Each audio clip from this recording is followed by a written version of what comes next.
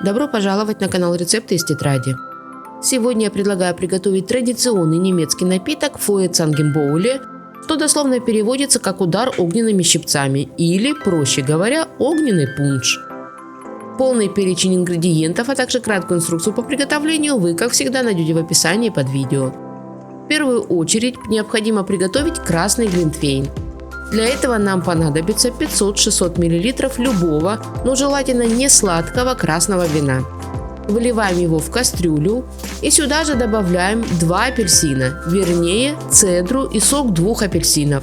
Сока у меня, кстати, получилось почти 200 мл.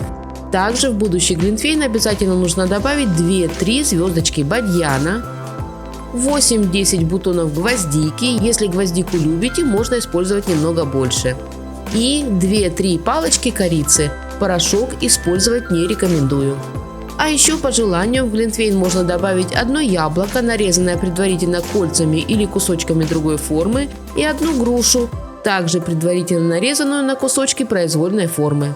Теперь ставим кастрюлю с вином на небольшой огонь и периодически его помешивая, медленно нагреваем будущий глинтвейн, вернее глювайн. Именно так называется этот напиток у себя на родине, в Германии. Подчеркну, глинтвейн только нагреваем, а не доводим до кипения. Нам нужно нагреть вино до температуры 75-78 градусов. Доводить до кипения его ни в коем случае нельзя. Кастрюлю с горячим вином снимаем с огня, накрываем крышкой, а затем укутываем во что-то теплое. Нам нужно, чтобы глинтвейн настоялся, но не остыл. Поэтому укутанную кастрюлю с глювайном оставляем на 15-20 минут. На рождественских ярмарках в Германии огненный пунш подают вот в таких специальных чашках с носиком. Есть еще один вид чашек, но у меня такой пока нет. Но даже если у вас нет специальной кружки, то можно использовать самую обычную. Просто на нее сверху нужно будет установить ложку для абсента или, если таковой нет, то какие-нибудь щипцы или даже самую обычную вилку. К этому времени наш глинтвейн уже настоялся, и пора превращать его в Фое Цангенбоуле. И прежде всего разливаем глювайн по чашкам. Теперь нам понадобится кусковой сахар. У меня тростниковый, но подойдет и самый обычный. Выкладываем кусочки сахара в носик на специальной чашке.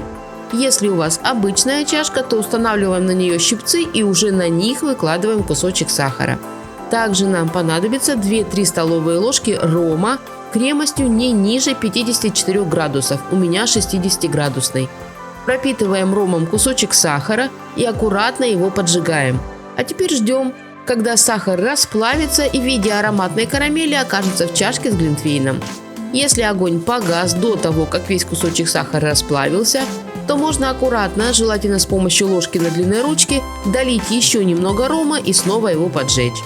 В Германии в семейном кругу Фое Цангенбоуле принято готовить сразу в кастрюле, устанавливая над ней специальное металлическое приспособление и пропитывая ромом большую сахарную голову. Выглядит приготовление огненного пунша очень эффектно, особенно если выключить свет, и по-настоящему празднично.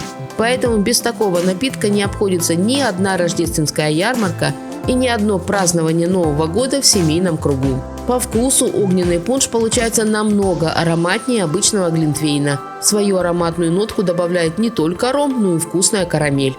Ну а по крепости Фое Цангенбоуле ожидаемо получается гораздо забористее, благодаря чему согревает вас намного быстрее, чем обычный глинтвейн, что очень актуально, особенно если вы празднуете зимние праздники в кругу друзей на природе.